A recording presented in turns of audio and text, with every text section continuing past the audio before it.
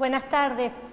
Soy la profesora Paula Gallo y junto con el doctor Villalba y los profesores que van a continuar, les voy a dar uno de los temas previstos para este curso de actualización del nuevo Código Civil y Comercial. El tema que yo voy a tratar es el de la capacidad de las personas humanas. En este tema, en virtud, como lo decía el doctor Villalba, de los tratados de derechos internacional que fueron incorporados a la Constitución Nacional y que junto con esa Constitución forman hoy parte de nuestro derecho interno, se produjeron importantes modificaciones en lo que es capacidad de la persona humana. Vamos a ir viendo cuáles son esas modificaciones con respecto al Código de Vélez y también el porqué de esas modificaciones. En primer lugar, vamos a hablar de la persona humana que tiene atributos. Algunos de ustedes que ya estudiaron este tema recordarán que hay ciertas cualidades o condiciones que tiene la persona que le son propias, son inherentes a la persona. No podemos pensar en la persona humana sin estas cualidades y a la vez no podemos pensar en esas cualidades que no estén relacionadas con la persona. Estos atributos son el nombre, el domicilio, el patrimonio, el estado civil y el estado de familia y la capacidad. Nosotros no podemos pensar en una persona que no tenga un nombre, que no tenga un domicilio, que no tenga una capacidad. Y a la vez no podemos pensar en el nombre o en el domicilio si no está relacionado con una persona. Por eso decimos que son atributos inherentes, son propios de la persona humana, hacen a la personalidad. Dentro de estos atributos se ubica la capacidad, que es la aptitud que tiene una persona para ser titular de un derecho, para adquirir un derecho, y a la vez también la aptitud que tiene para ejercer ese derecho del que es titular. Tan importante es la capacidad como atributo de la persona que cuando definimos a la persona la definimos precisamente tomando el concepto de capacidad. La persona es un ente que puede adquirir derechos y contraer obligaciones. Por eso, la importancia que se le da a la capacidad dentro de estos atributos. Tenemos dos tipos de capacidades, la capacidad de derecho y la capacidad de hecho en el Código de Vélez, hoy capacidad de ejercicio en el Código Civil y Comercial. Primero vamos a hablar un poco de la capacidad de derecho, donde no se produjeron importantes modificaciones. ¿Por qué? Porque está relacionado con la aptitud que tiene una persona para ser titular de un derecho, para adquirir un derecho. En estos casos, la regla general, ¿cuál es? Que toda persona humana tiene aptitud para adquirir o para ser titular de un derecho. Y excepcionalmente, en algunos casos que la ley expresamente establezca, la persona no va a poder adquirir algún derecho. Tienen que ser casos que establece la ley con respecto a un simple acto, a un hecho o a un acto jurídico determinado. Pero es siempre la ley la que establece los casos en que se restringe o se limita esa capacidad, esa aptitud para ser titular de un derecho. Algunos autores distinguen entre una incapacidad de derecho, que es cuando hay una carencia de esa aptitud o cuando falta esa aptitud, absoluta o relativa. El caso de absoluta no existe en nuestro ordenamiento jurídico porque sería una persona que no puede adquirir ningún derecho, un esclavo. Hoy no hay. Entonces tenemos o bien casos de incapaces de derecho o una incapacidad de derecho relativa. ¿Por qué? Porque hay personas que en determinadas situaciones expresamente previstas por la ley no van a poder ser titular de algún derecho. Por ejemplo, la ley establece que un juez no puede adquirir los bienes que están en litigio en su juzgado. Esto significa que ese juez puede ser titular del derecho de dominio sobre todos los bienes inmuebles, por ejemplo, que él quiera. Cualquier bien inmueble puede ser adquirido por el juez. Va a adquirir un derecho sobre ese bien inmueble. Ahora, ese juez no puede adquirir el bien que está sometido a litigio en su juzgado. Fíjense, es un caso concreto, es un acto jurídico determinado que no va a poder celebrar el juez. Por lo tanto, repito, el principio general es que toda persona humana, y así lo establece el Código Civil y Comercial, tiene aptitud para ser titular de derechos, salvo casos en donde hay una restricción o una limitación con respecto a un acto jurídico determinado que lo va a establecer la ley. Esta incapacidad, cuando se presenta, no tiene solución, no tiene remedio, podríamos decir. ¿Por qué? Porque el fundamento es el interés público, el orden público lo que está comprometido cuando se establece este tipo de incapacidad. Y por lo tanto, el acto que se realice contraviniendo lo que dispone la ley va a ser de nulidad absoluta. No se puede remediar, no se puede confirmar. Ese juez que yo les mencionaba no puede adquirir el bien que está en litigio en su juzgado por sí mismo ni por otra persona. Si lo hiciera, ese acto va a ser nulo, no va a producir absolutamente ningún efecto. Bueno, y así hay otros casos de incapacidades de derecho que, bueno, ustedes los pueden estudiar o consultar. Pero ese es el principio general. ¿Qué es lo que considera la ley? Que todas las personas tenemos capacidad, tenemos aptitud para ser titulares de derechos. Son circunstancias y casos excepcionales y expresamente establecidos por la ley aquellos en los que se restringe o se limita esta aptitud. Esa es la capacidad de derecho. Como les decía recién, no se producen mayores modificaciones con respecto a lo que establecía el Código de Vélez. Ahora vamos a pasar a otro tipo de capacidad, que es la capacidad de ejercicio. Acá ya en la denominación ya hay una modificación importante. En Vélez se la llamaba capacidad de hecho, ahora es la capacidad de ejercicio. Podríamos decir que es una terminología más adecuada porque está directamente referida con el ejercicio de un derecho del que la persona ya es titular. Tengo el derecho de dominio, soy titular del derecho de dominio sobre un bien inmueble. Ahora, ¿puedo ejercer ese derecho de dominio sobre el bien inmueble? ¿Cuándo lo voy a ejercer? Cuando lo uso al bien inmueble, cuando lo vendo, cuando lo dono, cuando lo alquilo. En todos esos casos estoy ejerciendo el derecho del que soy titular. En el tema de la capacidad de ejercicio, lo que la ley contempla en los supuestos en los que se limita o se restringe esa capacidad es proteger a una persona que se halla en determinada situación. Ya no está comprometido el interés o el orden público como en el caso de las incapacidades de derecho, sino que está comprometido el interés de una persona en particular. Por eso los actos que se realicen contraviniendo lo que dispone la ley van a poder ser confirmados y son nulos de nulidad relativa.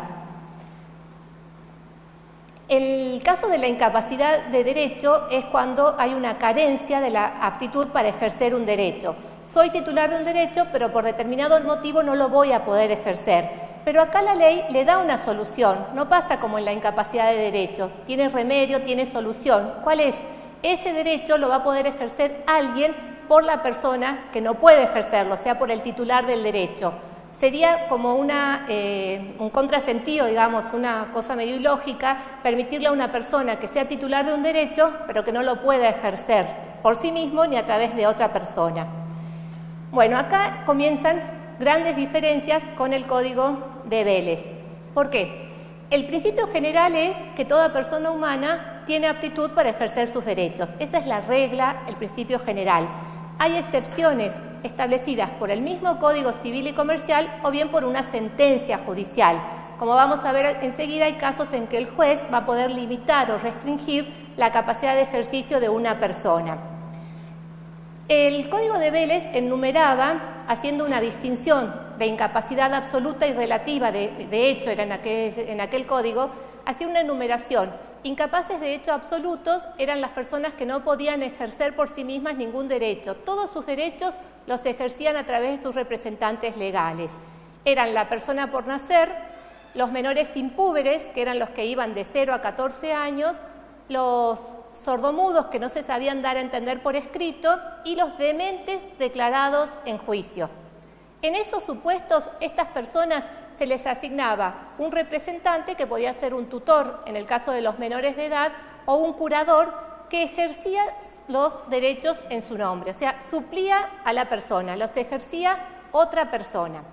Y había un caso de incapacidad de hecho relativa, que eran los menores adultos que iban de 14 a 21 años en el Código de Vélez y a partir del año 2009 de 14 a 18 años porque bajó la mayoría de edad de 21 a 18 años.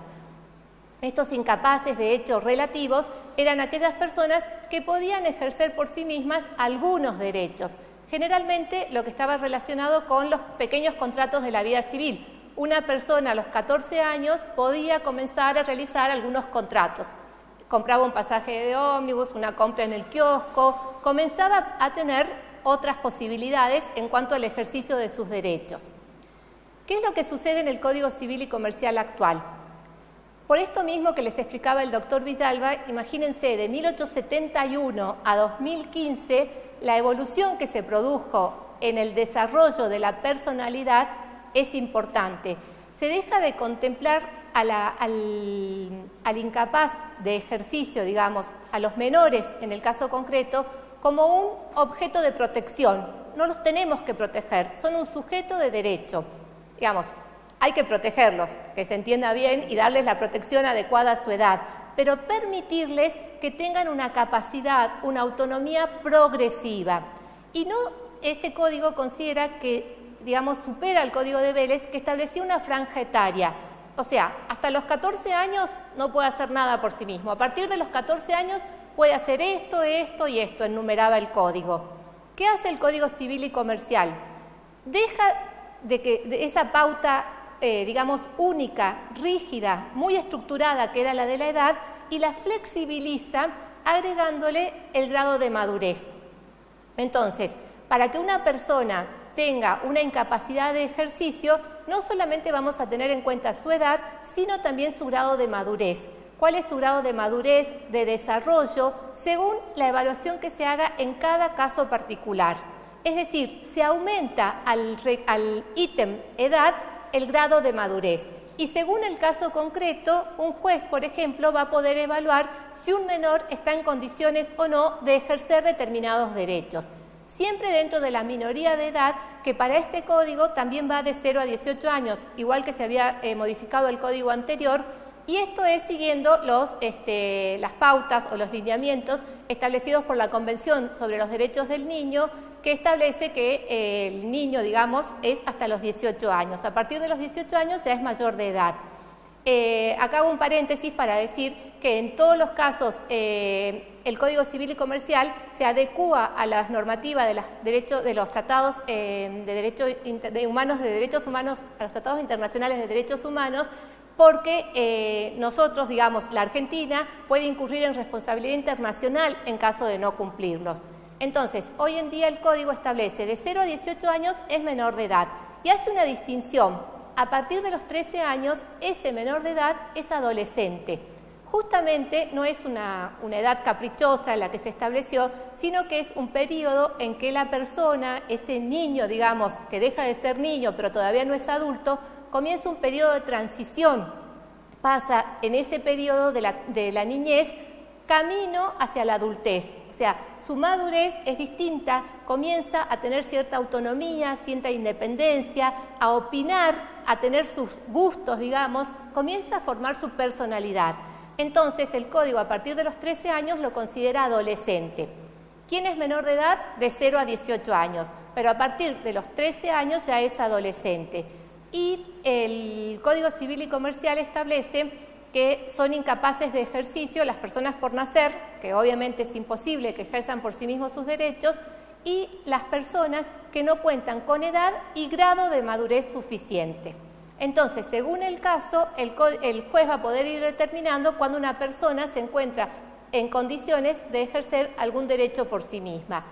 El Código tiene expresamente establecido cuáles son los derechos y cómo los va a poder ejercer el menor de edad en cuanto a la salud, a la disposición, digamos, de tratamientos con respecto a la salud del propio cuerpo.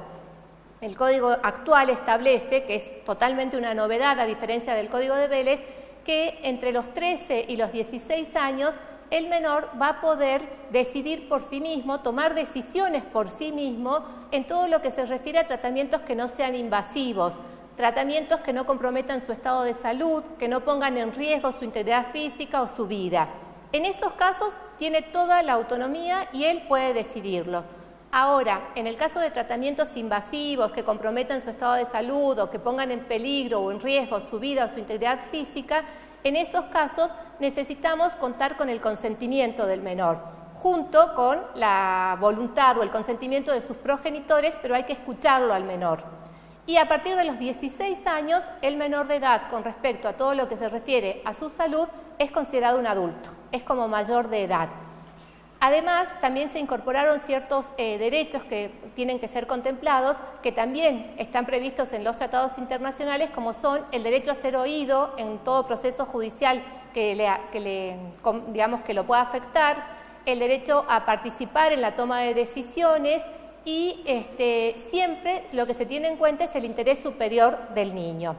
Esa es la principal modificación que se produce en lo que se refiere a la incapacidad de ejercicio cuando la persona es menor de edad. Recuerden entonces, no es solamente la edad la que va a determinar qué derechos puede ejercer, sino también el grado de madurez que tiene esa persona. No es lo mismo el ejercicio de un derecho por parte de un chico de 3 años que el de un niño de 13 o de 14 años. Y eso es lo que se tiene que valorar, y el desarrollo de esa persona, el grado de madurez, va a depender siempre de distintos factores biológicos, psicológicos y sociales que tienen que ser tenidos en cuenta por los jueces. Otro supuesto de incapacidad de ejercicio que contempla el Código actualmente es el de una persona declarada incapaz en una sentencia judicial, pero en la extensión que fije esa misma sentencia.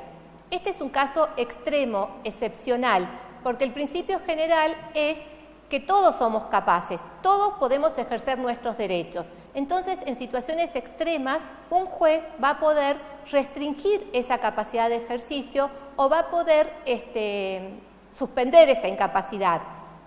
Les decía que es un caso extremo. ¿Cuándo puede un juez declarar incapaz a una persona y en ese caso le va a designar un curador para que actúe en su nombre, para que lo represente?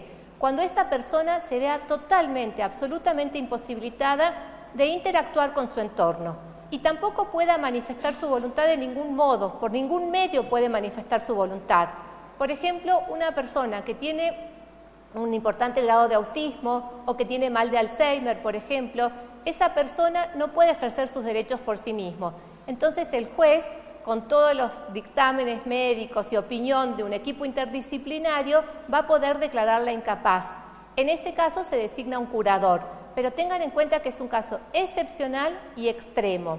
Aún en estos casos siempre, lo que se tiene en cuenta es el beneficio de la persona, y en los casos en que sea posible esa persona tiene que ser oída, tiene que participar, tiene derecho a participar en el proceso judicial. El Estado, en caso de que ella no pueda, le tiene que dar una asistencia, le tiene que dar un abogado. Hay otros supuestos en donde lo que se puede hacer con la capacidad de ejercicio es restringirla. En estos casos, el Código Civil y Comercial establece que un juez va a poder restringir la capacidad de una persona mayor de 13 años que tenga alguna adicción, por ejemplo, o una alteración mental permanente, prolongada, que sea de gravedad suficiente y que el ejercicio de esa capacidad le pueda importar un riesgo para su persona o para sus bienes.